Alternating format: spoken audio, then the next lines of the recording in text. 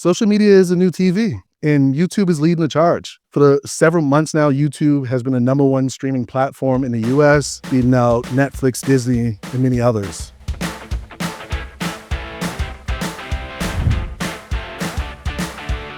One in 5 Americans get their news from influencers on social media. And depending on what influencer you're getting news from, it's probably not a great thing. More brands are going social first, and by nature, that is creator first. So Substack, I think, is going to be the big channel for influencer marketing in 2026. No matter the content and how much AI is playing a role, it really comes back to the human connection. Lindsay Gamble is a LinkedIn top voice and is the writer behind one of the most read newsletters in our industry. And if you're not subscribed, you will be after this. Today, Lindsay is bringing it to life on stage. So please welcome Lindsay. Woo!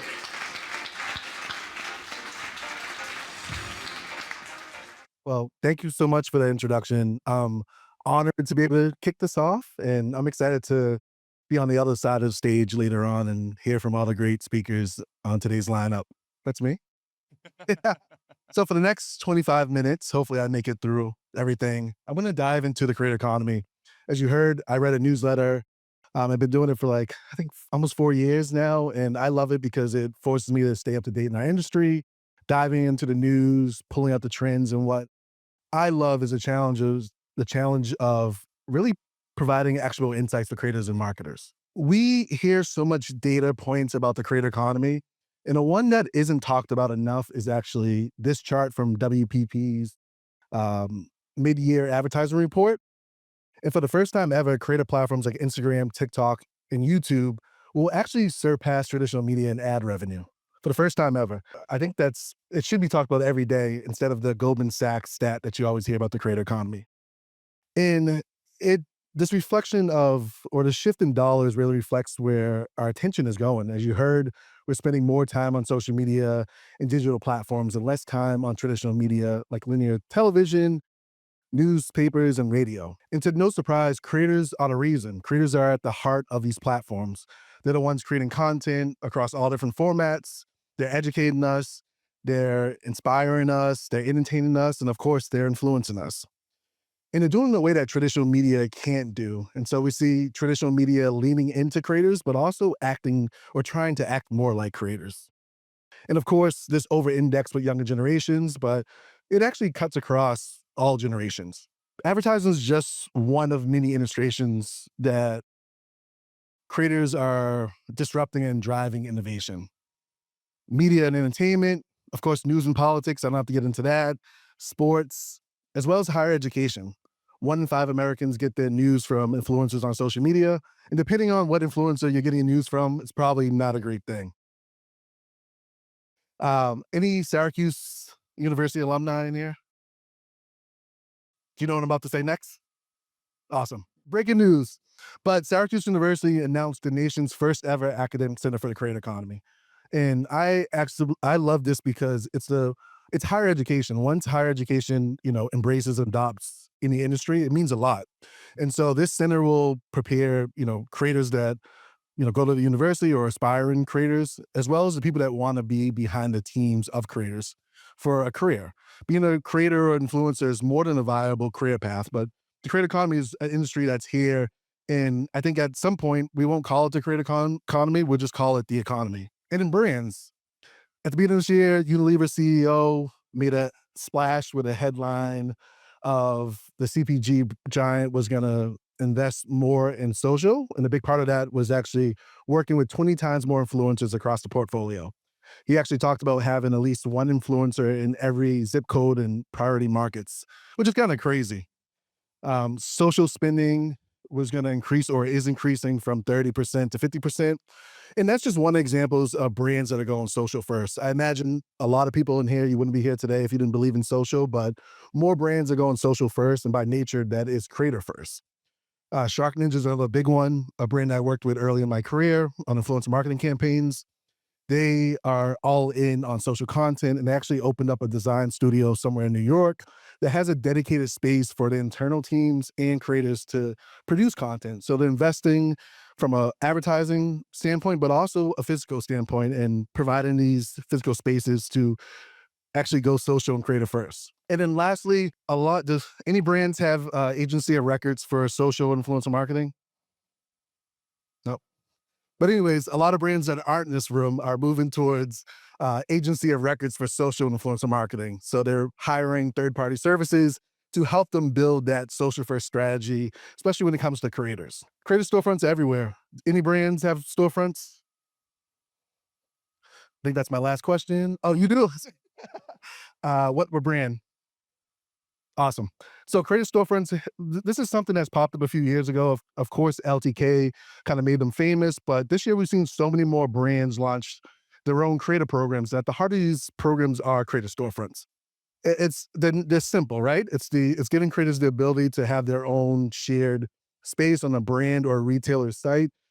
They're curating their favorite products, they're building collections. In most cases, when they drive a sale through those recommendations, they earn a commission. So it really brings together the trust of creators from social media, but to a channel where a brand owns that data and that touch point, and also brings more performance into creator brand relationships. And another big point around this is that a lot of these programs are open to everyone, which I think is great, right? When we say creator influencer, we have an idea who that is, but today everyone is essentially a creator, whether it's whether it's a customer, whether it's your employee, whether it's your CEO.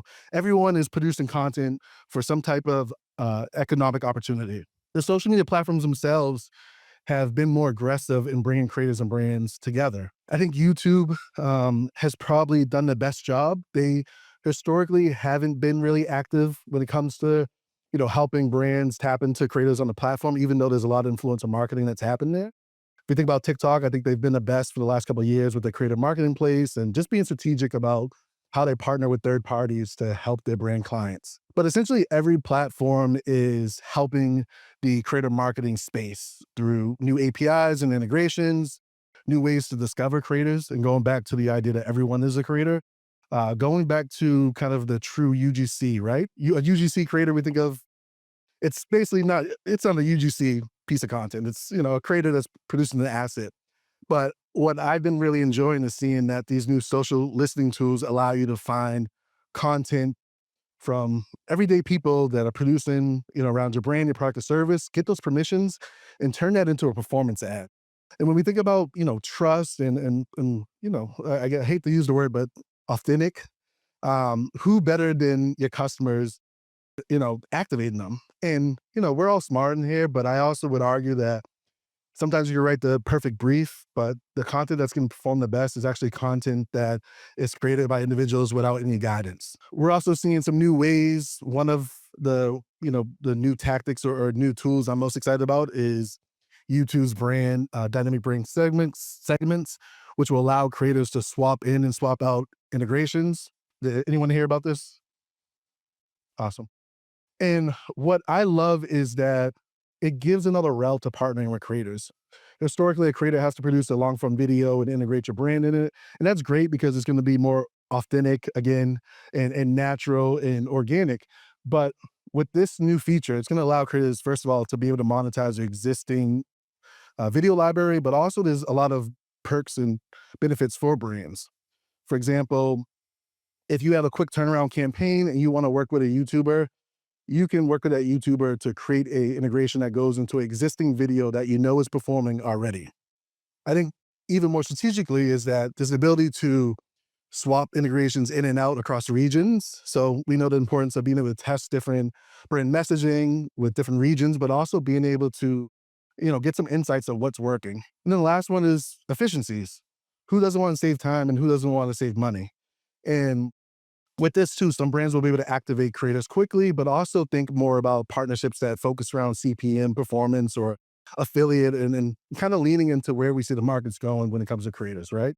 You have your top of the funnel metrics, but all of you would love to partner with creators and drive sales or some type of metrics that actually impacts the business. We're also seeing platforms emerge. LinkedIn's my favorite. I think I'm probably here because of invested in LinkedIn and creating content around this space. But I think it's one of the best platforms out there, especially in the B2B space. And I'm seeing more brands activate creators on LinkedIn across B2C. And I think that's the big opportunity, right? When we go on LinkedIn, we're in professional mode or business mode. But I think for those brands that can get creative and this is many of you, is finding a way to work with people on LinkedIn that brings the professional world and the personal world together.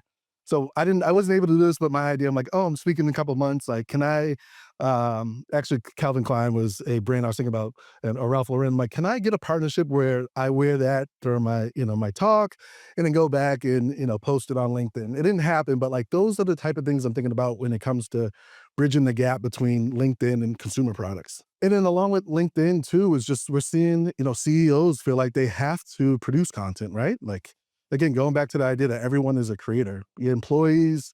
And when I think about employees as creators, I think one nuance and one thing that I try to get across is that, well, it's great for the brand. Not everyone wants to do it. I've been posting content while I had a 9 to 5, and I've seen the benefits of it. But like, not everyone wants to do that. And I think as a brand, you have to find a way to actually incentivize people to do it, but also understand like, well, that's common in the marketing world. It's not the same thing for everyone. So big platform, Substack. Anyone read a Substack? Nice. Anyone subscribe to a Substack? So do it. So Substack, I think, is going to be the big channel for influencer marketing in 2026. I love it. And the funny thing is my newsletter is not even on Substack, but that's for different reasons. But when it comes to Substack, I think it has the best of both worlds, where an own channel, but also social media and engagement, and community engagement tools. And when we think about, getting in front of audiences, it's not necessarily always getting the most reach, it's getting in front of the right audience with the right reach. And I think, with Substack, you're able to get, by partnering with creators, whether it's to editions that are, presented by that creator or affiliate links or just editorial content, you're able to get in one of the most important spaces of anyone outside of tech, outside your phone, the inbox. On the other end, everything I think we've heard previously and probably will hear today goes back to community, right? There's some really great Substackers that actually have a community and not an audience. According to Creator IQ, 1 in 10 agencies are using Substack right now. Expect that number to go up to 3 to 4 in the future. LinkedIn, Substack, regardless of what platform it is, one of the best ways for brands to actually onboard or jump into these platforms is to go to creators. You think about the content that's, doing the best on LinkedIn and Substack, it's all through creators. And when we look back, when TikTok popped off, there was a lot of brands that were hiring, TikTok creators or TikTok specialists to help them build out their presence because it's a very unique platform. And I think that's the same case with LinkedIn and Substack. Social media is a new TV, and YouTube is leading the charge. For several months now, YouTube has been the #1 streaming platform in the US, beating out Netflix, Disney, and many others. And creators have been leaning into that with the type of content they're producing in terms of investing in the quality of it, but also creating more episodic series, multi-part content. And we see some of the big streamers try to take a page out of the YouTube playbook. You have Netflix that now has several episodes from Miss Rachel's library. You have Tubi and Samsung that are partnering with creators on fast channels. Of course, you have an Amazon that's partnering with a Mr. Beast on an original series. And then a couple weeks ago, Netflix and Spotify announced that Netflix will soon be able or soon host a number of podcasts, Spotify video podcasts. Making up words there. And it all makes sense, right? People engage in creator content, so why not put it there? But also, creator content tends to be more cost effective than content coming out of Hollywood. This content isn't limited to YouTube. We see it on TikTok and Instagram. Anyone watch any of these series before? We're familiar with them, right? Right? They're part of culture. And while they're not long form pieces of content, we're seeing a lot of this TV-like content come to all types of social media platforms. And I actually think these formats are great for brands that want to work with creators on a long-term basis. Instead of just having the creator post XYZ amount of times over a couple of months, integrate yourself in these series that essentially have become part of digital culture today. And you also have the benefit of people tuning in and returning week after week or whatever that cadence is. As Instagram does, it always finds a way to copy another platform. No. Instagram and TikTok are both exploring dedicated TV apps. Instagram's head basically said that if people are moving to the TV screen and open to this, we have to follow. I don't know how much time I'll spend consuming Instagram content on TV, but I don't think it hurts. I think it's just another touch point for creators and brands to get in front of audiences that, it's beneficial. Like, it's as simple as that. And for brands and creators, that means that your reach goes beyond the mobile devices and you can actually reach people in their living rooms. Feeds are getting more personalized with AI. Also, you're getting more control of your algorithms, which means that as a brand and a creator, you should partner with brands and create, or yes, you can partner with other brands, but also creators that have a really specific audience, right? For example, on Instagram, and some people might have this already, but you'll be able to say exactly what you want to see and exactly what you don't want to see. And TikTok has a similar feature as well. And I don't know if anyone's on X, Twitter. Anyone use that these days? Yeah. Oh, I check it every now and then, and I'm like, why am I here? But eventually, they plan to roll out the ability to prompt the chat bot and say, "Hey, I want to see more of this on my feed." And so you're just getting more personalized recommendations. And with AI, the platforms are no longer limited to having to look at the caption or the text overlay to actually understand what's in the video. And I say all this to bring home the point is that recommendations are being more personalized, and just like we see on TikTok. And so as a brand, I think it's going to be more important to really have a specific niche, a specific topic. In some cases, you might have to launch additional accounts so that you can kind of break out the different topics. But I also think when it comes to working with creators, smaller creators or micro creators have these really engaged audiences. And that's a great way to work with them because, at the end of the day, the platforms want to connect, the content to the right audiences and keep people engaged. Like that's ultimately the goal of social media platforms. A lot of Instagram reels are being shared through direct messages. Anyone share a Instagram reel with a friend in the last? Yeah, I don't post a lot on Instagram, and I would like to, but I share a lot of reels with my wife and friends. And I think that's, part of social media today. It's not just posting the content, but we're connecting over content. We're, having conversations. We're driving conversations around the creators and the brands that we like. And if you think about the content that you share, it's not salesy content. It's usually something that connects to you emotionally, whether it's, helps you express a, cause that you align with or social proof, right? Who doesn't love sharing something that, they discovered with someone else? I don't share a lot of brand content. And so I think, brands that want to get in direct messages as a new discovery avenue need to think like creators, but also work with creators on that content that, you would share with your friends. Think about that and try to reverse engineer it. The AI generated social media era is here. How do people feel about that? Did anyone play with Meta Vibes or OpenAI's Sora? Yeah. So when both those, and for anyone that doesn't know, they're basically, a feed of AI generated apps or AI generated videos. And then OpenAI has its own app with AI generated videos. OpenAI has probably made the most noise because you can create a deep fake of yourself and your friends, and some of them are kind of wild. But I think with AI, for me, it's you got to embrace it, right? But I also think that we're not going to live in a world where all the content we see is AI, and or all the content that we want to see is AI.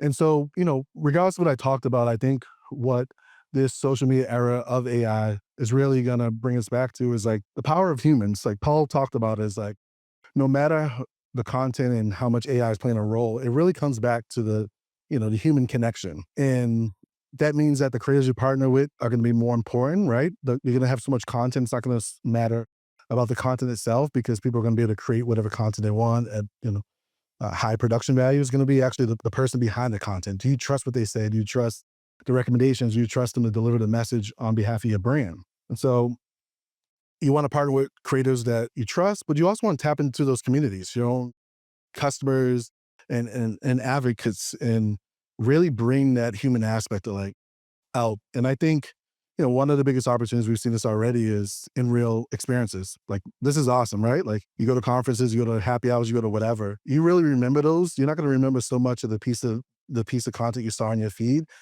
And, regardless of what I said, and regardless of the platforms changing, the human creator from the content itself to the insights to the connection is really the most important thing. That's it.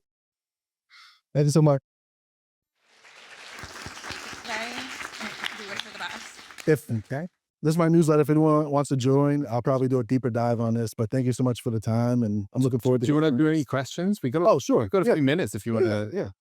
Hi, everybody. How do you think brands can use like their actual influencers and creators and build their community like with that creator? Yeah, I think consumer insights and research, that's something I used to do some stuff with Everyman Jack as a micro creator on Instagram. And one of the coolest things is that I actually got to test out product before. Like, I don't have a big following when it comes to Instagram. And I think things like that make you feel part of it. So it's like tapping into creators or customers when it comes to insights and whatnot, but also, working with those creators to gather, basically reverse engineering it. Like, why is a creator attractive to a brand? Is because of the packaging that makes it easy for them to create content? Is because the brand, represents their values and everything along those lines. Awesome. Thank you so much.